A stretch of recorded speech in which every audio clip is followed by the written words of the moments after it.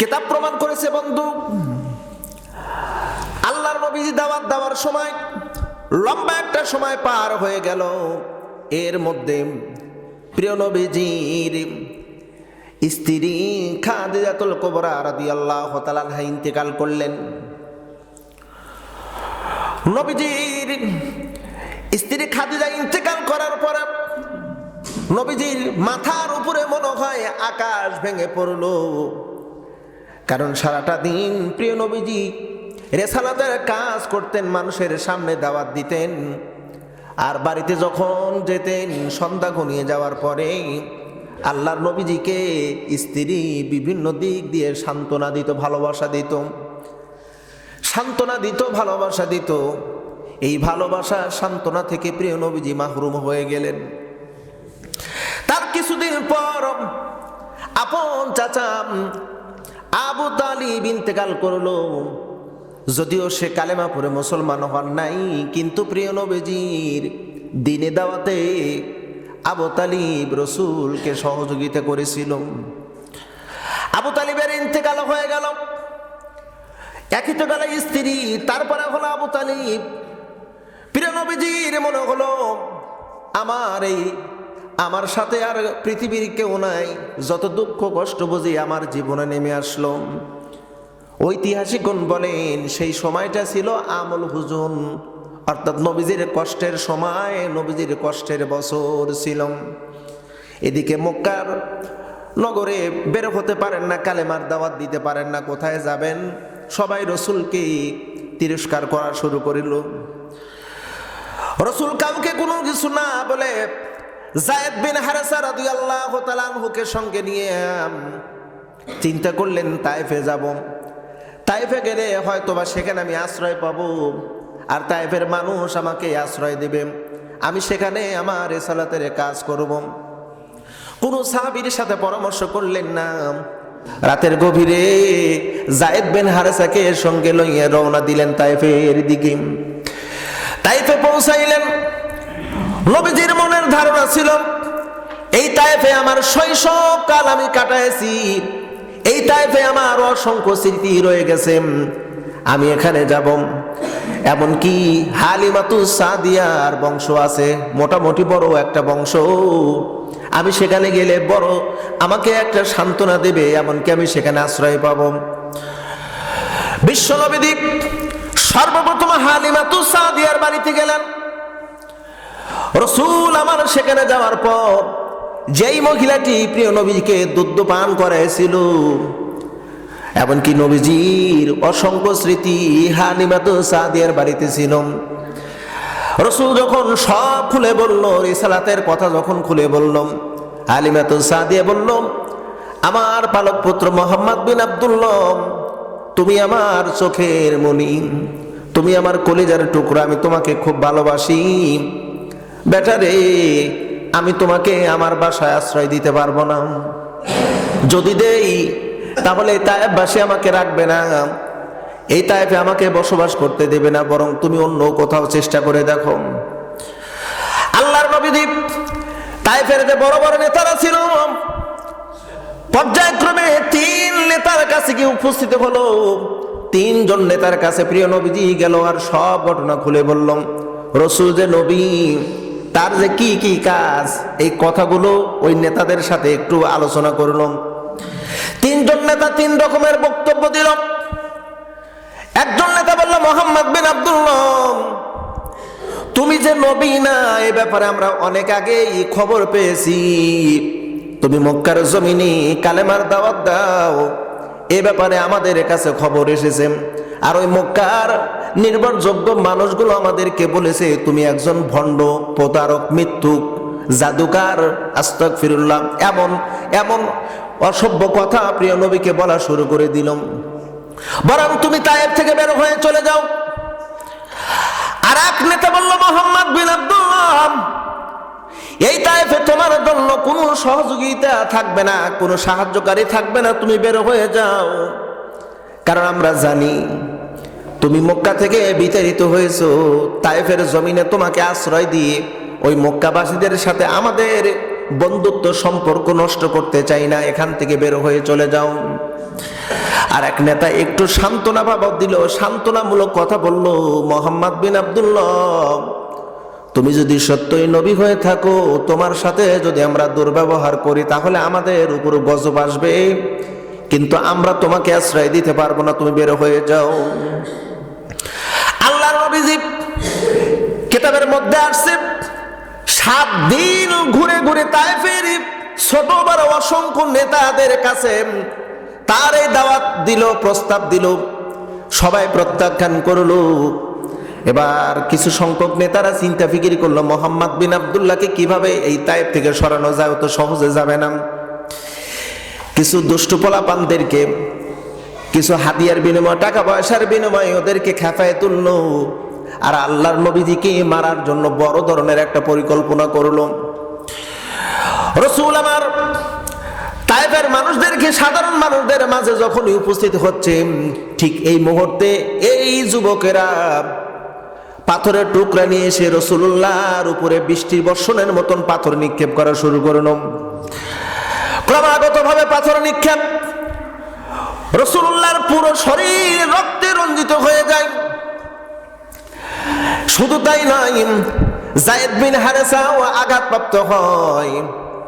দীর্ঘ সময় পাথর মারেন। শুধু রাসূল এতটুকু বলেছিলেন, তায়েফবাসীরা, আমার কি এমন অপরাধ, আমাকে কেন তোমরা পাথর দিয়ে আঘাত করো?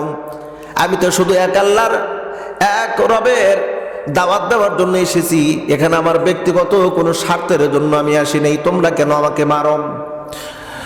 যায়েদ বিন হারেসা বলে, ও নবীজি, এরা রক্তে মাংসের মানুষ নয়, এরা পাথরের মানুষ, এদেরকে যতই বুঝান এরা বুঝ মানবে না, চলেন আমরা মক্কার দিকে যাই। রাসূল বলেন, যায়েদ রে, আমি কোন জায়গায় গিয়ে আমি আশ্রয় নেব? আমার মন বলতেছিল তায়েফে গেলে বুঝি এখানে তায়েফবাসীরা আমাকে আশ্রয় দিবে, আর আমার কথাগুলো তারা শুনবে এবং মানবে।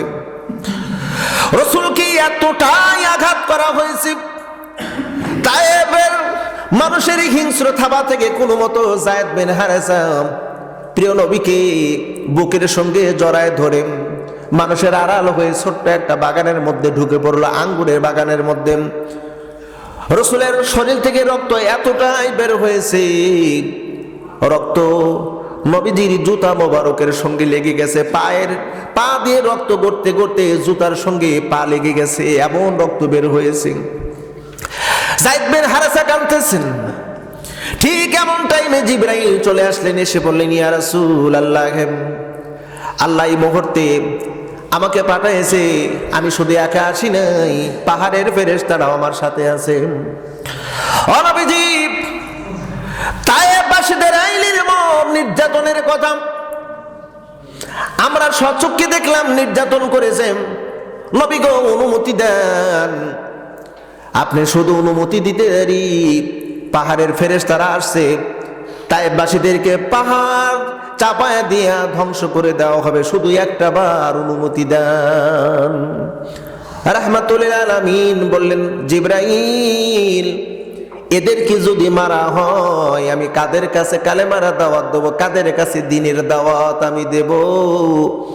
আমাকে ওরা না বুঝে মেরেছে, ওদেরকে মারা যাবে না। জোরে কন্যা একটু সুবহানাল্লাহ। রাসূল বলেছেন, বুইস্তু রাহমাতুল লিল আলামিন, আমি প্রেরিত হয়েছি বিশ্ববাসীর জন্য রহমত। বিশ্ববাসী, শুধু মুসলমান না, গোটা বিশ্বের জন্য রহমত হলো মুহাম্মদ সাল্লাল্লাহু আলাইহি ওয়াসাল্লাম। মারা যাবে না ওদেরকে। রাসূল বরং তায়েফবাসীদের জন্য দোয়া করলেন, আল্লাহ ওরা বুঝে নেই, না বুঝে মেরেছে, মাফ করে দাও আল্লাহ, ওদেরকে ক্ষমা করে দাও। আঙ্গুরের বাগানের ভিতর প্রিয় নবীজি কান্না করেন, যায়েদ বিন হারেসাও কান্না করেন। ঠিক এমন টাইমে একজন চলে আসলো, ওই আঙ্গুর বাগানের রক্ষণাবেক্ষণকারী, পরিচর্যাকারী এমন একজন ব্যক্তি চলে আসলো।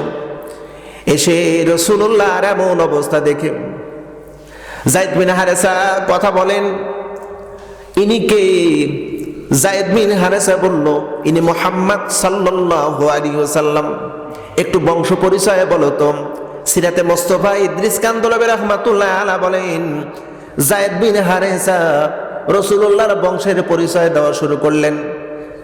মুহাম্মদ বিন আব্দুল্লাহ বিন আব্দুল মুত্তালিব, এভাবে করতে করতে ইসমাইল আলাইহিস সালাম পর্যন্ত বংশের পরিচয় যখন দিল, এই আঙ্গুর বাগানের রক্ষণাবেক্ষণকারী এক মুহূর্ত দেরি না করে আঙ্গুরের বাগান থেকে আঙ্গুর, পাকা আঙ্গুরগুলো পেরে রস করলেন।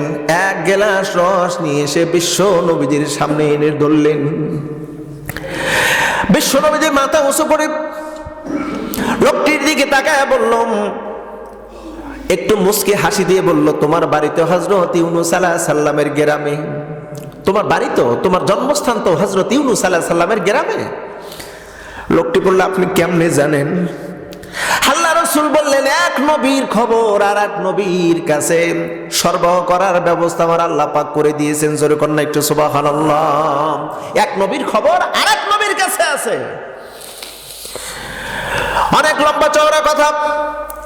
আল্লাহর নবী তায়েফ থেকে মক্কার উদ্দেশ্যে রওনা দিলেন। যদিও মক্কায় আসেন নাই, মক্কা থেকে প্রায় 30 থেকে 35 মাইল দূরে একটি জায়গা, একটি গুহা।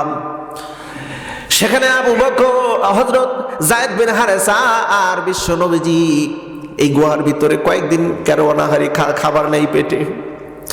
যায়েদ বিন হারেসা বলে, নবীজি চলেন মক্কার দিকে আমি যাই, আমরা যাই। রাসূল বললেন, যায়েদ রে, মক্কায় যাব কেমনে, আমার সাহস হয় না। যেই মক্কার মানুষেরা আমাকে এত নির্যাতন করেছে, আমি তায়েফ এসেছি, তায়েফে কালেমার দাওয়াত দিয়েছি, আর এই তায়েফের এই ঘটনা যদি আবার মক্কায় যদি পৌঁছে যায়, যায়েদ রে, ওই মক্কার নিষ্ঠুর মানুষেরা আমাকে মেরে ফেলবে। আমার মন চাচ্ছে না আমি মক্কার দিকে যাব। রাসূল যে জায়গায় অবস্থান করতেছিলেন সেখান দিয়ে কিছু সবুজ কিছু জায়গা ছিল, সেখানেই মক্কার কিছু রাখালেরা উট, দুম্বা, ভেড়া এগুলো তারা এখানে চড়াতো, ঘাস খাওয়ানোর জন্য এনেছেন। লক্ষ্য করে দেখে একটা পশু তারা খাবারের জন্য জমিনে মুখ লাগায় না, সবার চোখে পানি। যদি এই ঘটনাটি উল্লেখ আসছে, তারিকুল ইসলাম প্রসিদ্ধ একজন লেখক, আফগানিস্তানের একজন প্রসিদ্ধ লেখক, তিনি ঘটনাটি উল্লেখ করেছেন। একটা পশু জমিনে মুখ লাগায় না, সবার চোখে পানি। রাখালের অবাক হয়ে গেছে, কেন রে, কি হয়েছে? পশুগুলো কেন জমিনে মুখ লাগায় না, কেন খাবার খায় না? ওরা পরবর্তীতে তালাশ করতে করতে গুহার নিকটে এসে দেখে বিশ্ব নবীজি আর যায়েদ বিন হারেসা দুইজনই রক্তাক্ত, আঘাতপ্রাপ্ত। এই রাখালেরা মক্কায় চলে গেছে। মক্কায় গিয়ে কিছু সম্ভ্রান্ত বড় বড় নেতা ছিল, আপনাদের পশু নিয়ে মাঠে গেছি কিন্তু খায় না। মোহাম্মদ বিন আব্দুল্লাহ আঘাত অবস্থায় অমুক জায়গায় রয়ে গেছে, আপনারা আসেন একটু, নইলে আপনাদের পশু মারা যাবে। ওরা আসলো, বিশ্বনবীদের সব কথাবার্তা শুনলো। ওরা শেল্টার দিচ্ছে আর বলতেছে, আমরা তোমাদেরকে মক্কায় চলো, তোমাদেরকে আঘাত করে, কে তোমাদেরকে প্রতিহত করে আমরা দেখব। যদিও তারাও ছিল কাফের। মক্কায় চলে আসলো। লম্বা ঘটনা। বিশ্বনবীদের বেশ কয়েকদিন গেল, হুজুর আমার ঠিক মতো খাবার খেতে পারেন না, পুরো শরীরে ব্যথা, জর্জরিত। তায়েফ থেকে ঘুরে আসার 7 দিন পর, 7 দিন হয়ে গেছে। সাহাবায়ে কেরাম রিদওয়ানুল্লাহি তাআলা আলাইহিম আজমাইন রাসূলুল্লাহর খবর শুনে তারাও সবাই মর্মাহত, সবাই রাসূলুল্লাহকে দেখতে আসলেন। দেখে তার দরবারেতে চলে গেলেন। ওই দিন ছিল রজব মাসের, যদিও একটু কন্ট্রাডিকশন আছে, 27 রজনী। রাসূল আমার একা ঘরের মধ্যে শুয়ে আছেন, ভিন্ন ভিন্ন রাত আসছে। কেউ বলছেন হযরত আলীর ঘরে ছিলেন, কেউ বলছেন না রাসূল তার ফুপুর ঘরে ছিলেন, কেউ বলছেন না হযরত আবু বকরের ঘরে ছিলেন, কেউ বলছেন না আরকামা রাদিয়াল্লাহু তাআলা আনহুর ঘরের মধ্যে ছিলেন। রাসূল যেই ঘরের মধ্যে ছিলেন, হুজুর যদিও চোখ বন্ধ করে ঘুমান, কিন্তু রাসূলুল্লাহর অন্তর চোখ খুলে দিয়েছেন কে? হঠাৎ করে দেখা গেল যে ঘরের উপরের ছাদ বা চাল নেই, কে যেন নামলো। রাসূল এটা দেখতে পাচ্ছেন। রাসূল ঘুমান্ত, কিন্তু তার অন্তর চোখটা জাগ্রত। কে যেন আসলো, আসার পর এবার বিশ্বনবীজির পায়ে কে যেন হালকা হালকা মৃদু মৃদু করে সুরসুরি দিচ্ছে, জিহুবার মতন স্পর্শ মনে হয়। রসুল ঘুম থেকে চেতন পেলেন, পাওয়ার পরে বললেন, কে? রসুলকে রসুল বলতেছেন কে? লোকটি বলতেছে, আমি রুহুল আমিন জিবরাইল। কেন এসেছো? আল্লাহ আপনাকে মেরাজ করানোর জন্য আমাকে পাঠাইছেন। অর্থাৎ রসুল্লাহর যে এত কষ্ট, এই কষ্টগুলোকে দূর করানোর জন্য আল্লাহ পাক একটা প্রাইভেট একটা সিস্টেম ওয়ে তৈরি করে রসুলকে নিয়ে যাওয়ার জন্য জিবরাইলকে পাঠিয়ে দিলেন। প্রিয় বন্ধুরা, মূলত কারণ ছিল রসুলুল্লাহর কষ্ট। এই কষ্টটাকে দূর করানোর জন্যই আল্লাহ পাক মেরাজ করালেন। এবং মেরাজে কি কি শিক্ষার বিষয় ছিল আমরা পরবর্তীতে ধারাবাহিকভাবে ইনশাআল্লাহ শুনবো। ওয়া মা তাওফিকি ইল্লা বিল্লাহ ওয়া আখিরি দাওয়ানা আনিল হামদুলিল্লাহ।